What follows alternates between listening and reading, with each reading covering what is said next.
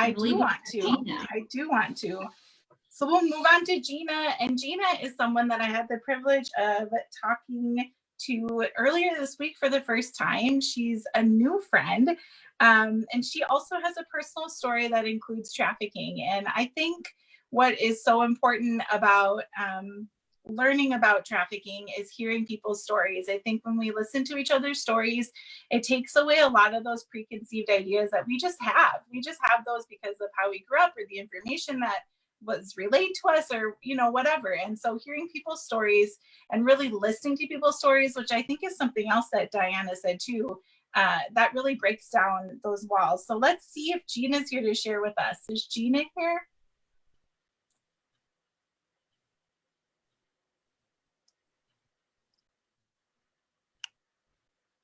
There Hi, she can you hear is. me?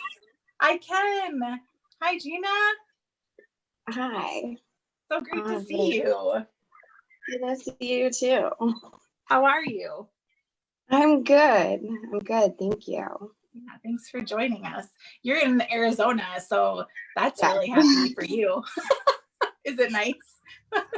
It's nice at the moment, but it's about to be in the triple digits this weekend, so. Nope. Air conditioning. Give me the pool.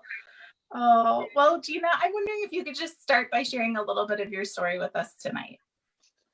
Absolutely. So I grew up in a large family. I have 8 brothers and sisters, always in church. My parents, they own their own company, so everybody was always involved. But there was honestly too many kids. My parents didn't have time to pay attention to all of us. So I was abused from the time I was 5 until I was 13. And then I found a teacher who I opened up to. And he took advantage of me until I was 17. And sorry, excuse me. You're okay. So I moved away from Michigan. That's where I'm originally from. And I got into an abusive relationship, and that went really south, and I moved to Minnesota. And I met my first pimp, and it was not that at first. I mean, it was just another relationship. And I lost my job, and I needed to have some kind of income. And he said, you know, there's a way that you can make money, and you don't really have to do anything. And so I agreed to do it. And as soon as I started, he became really abusive. And I got to the point where he had fractured my eye and broke my jaw. And it was just always like that. And then he got locked up, and I started looking for a different type of work. But I stumbled across the wrong type of work again. And it was an ad that was too good to be true ad. But again, I was only 18, 19 at the time. And so I went to an interview, and I signed a contract saying that I wouldn't say anything, that it was just adult entertainment. But there was no details, and it was a confidentiality that if I said anything, I'd be sued and all sorts of stuff. And so it was across country and everywhere after that. And I got pregnant and had my children. And I worked up until actually July of last year. And in January of last year, he broke my nose. And it was kind of the hit that burst the delusional bubble that I was living in. And I stayed in bed for a week, and I was staring at the wall. I'm like, if he doesn't kill me, I'm going to kill me, and I can't die. So I got to do something. So I've been fighting that ever since. Wow.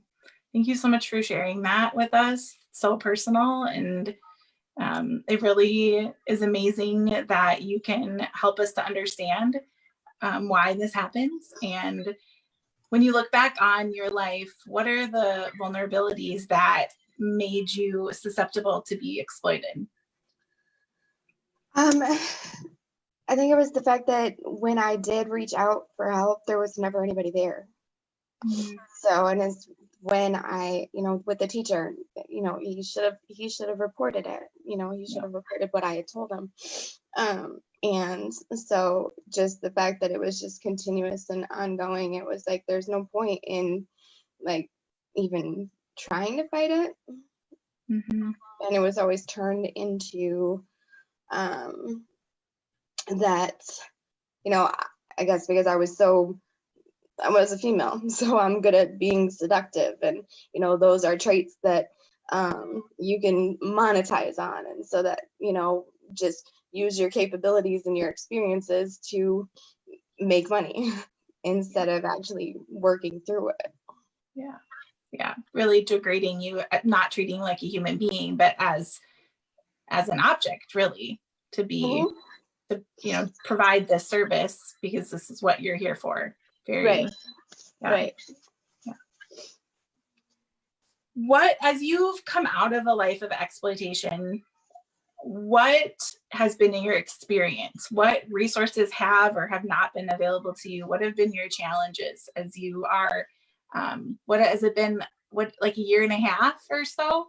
It's been since actually August of last year. Okay. So it's been about 9 months. Yeah, so not even. So I faced a lot of challenges with that. First off, a court battle ensued over my children. And as far as resources, there really weren't any. Like even with all of the domestic violence, everything was like a rabbit hole. All the resources I ever found were a phone number to call another phone number to call another phone number to call another phone number, and there was never any end of that. Mm-hmm. And then when I did get to the end of the rabbit hole and actually spoke with a person, there were those were like inpatient type shelters for young girls who didn't have children, and it was just a continuous search. And so I did find one group for domestic violence, and I was amazed. I left a voicemail, and a woman called me back, and I've worked with them. I've gotten my boys in counseling, and it's been amazing. And it's helped a lot, but just that one resource, if I hadn't kept looking, I probably would have just felt so defeated. I mean, because I really was at that point. It's easy to give up when you feel like you're alone, but it looks like you're alone too. It looks like there's no one there to come alongside you. I'm so grateful you persevered. I'm so grateful for that domestic violence center that has come alongside you. They should get a gold star. Yes. Yeah, that's amazing.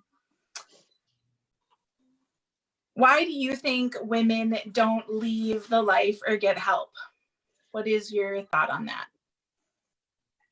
So there's kind of many sides to it, but one of the biggest sides is that domestic violence in this lifestyle around these groups of people, it's widely accepted and nobody speaks of it. You see it, you know about it, but nobody talks about it, and there's no support to actually speak up or get help because it's accepted. Normal. Yep. And then if you do say something adverse about it, then you are really looked down on as, you just can't take it. And so it had left me with the perspective that women who have relationships that work out are just the ones who are better at keeping their mouths shut. And I'm learning more and more that was such a skewed perspective and far from what should be just experienced. Yeah. So really just a lot of lies that are swirled around and perpetuated in that environment and in that community, and it keeps people in bondage, in a like a mental and bondage. Yeah. Wow. What are the names of your boys, and how old are they? Josiah and Solomon. They're 7 now. They're about to be 8. And you're homeschooling them like the rest of the world. Yes. Yeah. So. Oh, well, thank you so much, Gina, for sharing. If there's anything that one thing you want to tell the people watching about exploitation and trafficking, that just shine a light on it and something you think people just don't understand. What's that one thing? This is a surprise. I didn't tell you I was going to ask you this. That's okay. I would say that one thing is that it's not always, it could be anybody, it could be anywhere.